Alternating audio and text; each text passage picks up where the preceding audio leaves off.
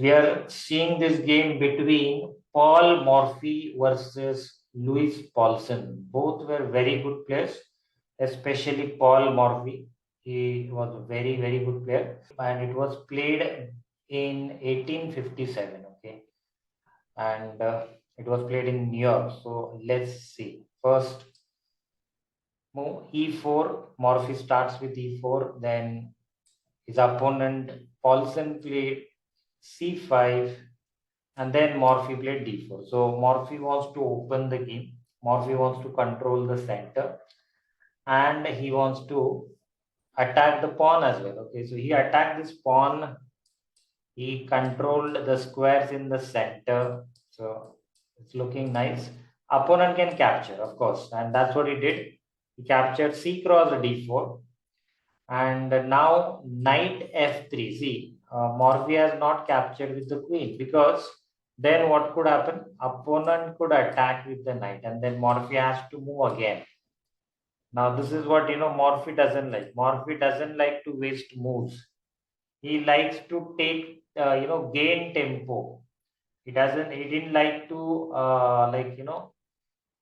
waste tempo. So he didn't play queen cross d4. Instead, he played knight f3. Now what happened? e6. His opponent, Louis Paulsen. There is a very good Paulsen variation in Sicilian defense, famous variation, and it was Paulsen, Louis Paulsen, who used to play, and that's why they are given his name, Paulsen, Sicilian Paulsen.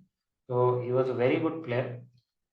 Let's see what happened. Okay, this is the variation, you can say, Sicilian defense in that e6, yes. And now after this e6, white played knight cross d4. So bishop c5. Bishop c5 attacking the knight, developing the bishop, preparing to do castle. Here, white played knight b3. So black has to move the bishop now. He doesn't want to give bishop, so he could give support with one of these pawns or queen, but he said, no, I want to keep the bishop on the board. So bishop b6, and then Morphy played knight c3. Okay, development of the knight. So knight e7, next move, bishop f4, another developing move by Paul Morphy. And then Paulsen played castle. King is safe, rook is active now. And then bishop d6. So what is the idea? Idea is very simple. This is a very good square. So you have to control that square with one of your piece, and don't allow the opponent to play this pawn. And then there is a problem, because this pawn cannot move ahead. It's a weak pawn. You can say it's a backward pawn right now. And then because of this, this is blocking this one. This is blocking this one. Everything is blocked. That's what he wants. Morphy has just blocked the opponent's pieces, pawn, everything. So f5. Okay, now if you can't do anything on that side, queen side, what to do? You play somewhere, wherever you can, just move something. Okay, and try to gain some space. So Paulsen played f5, tried to attack on that e4 pawn, and Morphy said, no, I don't want to exchange, because if I exchange, you will get some squares, or your pieces will be little bit active. And that's why, what did he do? He played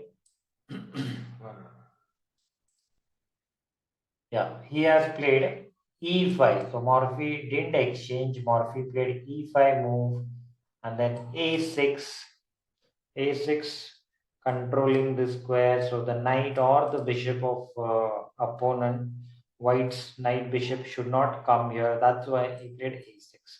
Another idea, if there will be any attack to this bishop, he has made a square to move. Okay, so let's go to the next move. Bishop e2. Morphy has developed the bishop, prepared to do castle. Knight b c6, another developing move. Castle, castling, rook f7. What is the idea? Idea, of course, to remove the pin. Okay, number one, the idea is to remove the pin. Number two idea, you can say giving one more support. But the main important thing is remove the pin. Okay, king h1. So what is the idea by playing king h1? He is preparing to play f4 because if the king is here, can you play f4? The answer is no. The bishop was pinning the pawn. So if the king is here, you can never play f4 or f3, whatever you want to play.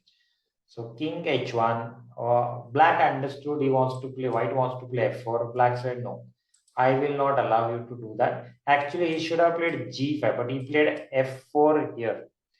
Okay, f4 stopping to that's white's f4, stopping that. So he played that. After f4, knight e4. So the moment when you move the pawn on f5, what happened? Morphy said, what happened? I got this control now. So let me control that with my piece.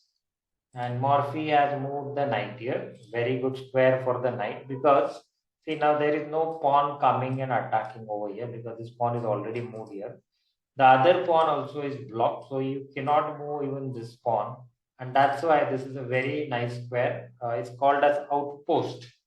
Okay, normally if the opponent's pawns can't attack the knight, you can say the knight has this outpost over here. Okay, black has played knight f5. This is a very good square for the knight, so he said yes, why not?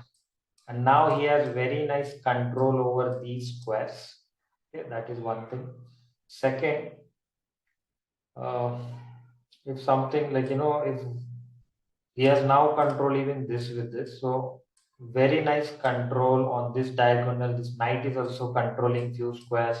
So looking okay, but the main important thing what this knight is doing is he would like to get rid of this bishop. He is just fed up of this bishop. Bishop has just blocked everything, especially this one. So he has a big problem, huge problem because of this one. So he wants to get rid of this one. He said, okay, I'm going to capture this at any cost. What to do? White said, okay, you can, because if you capture that, my other piece is ready to come there. Okay, even this one. So he has no problem. And white played bishop h5. White gave another threat. Okay, he's going to capture this and give check. So black has to stop it. Black played g6. Again, the bishop moved. So what did he achieve here? It's looking like unnecessary.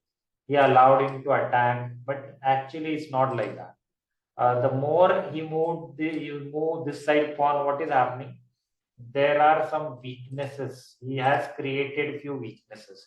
See, if you want to attack on the opponent's king or opponent's side, you need some weaknesses. Okay, you can't just fight against the opponent who has no weakness. So first, if you want to attack, now the first step is to create some weakness. Okay, if he makes the weakness himself, that's fine.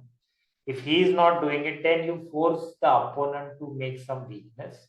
Once the opponent has those weaknesses, then you have to attack on them with your pieces. Okay, so that's the strategy. So he said, okay, I will just create, and he has created two weaknesses here by playing bishop h5. Okay, black didn't want to play this g6, but he had no choice. He cannot do other than this g6 because otherwise he would have lost his rook. Where could he move the rook? Nowhere. So that's why he played g6, and then white is happy. White played bishop g4. White said, okay, mission accomplished. Now I'm doing this successful retreat. Okay, the work is done, so let's go back. No problem. After bishop g4, it is black's move, and black played knight g7. Now this is a mistake. See, if you give so many threats to the opponent, if you ask him so many different questions, what do you mean by that? That means you just uh, force him to calculate so many things. Okay, give him so many threats. At that time, the opponent can make some mistakes. Okay, at that time, opponent can get confused, and here he has made that mistake.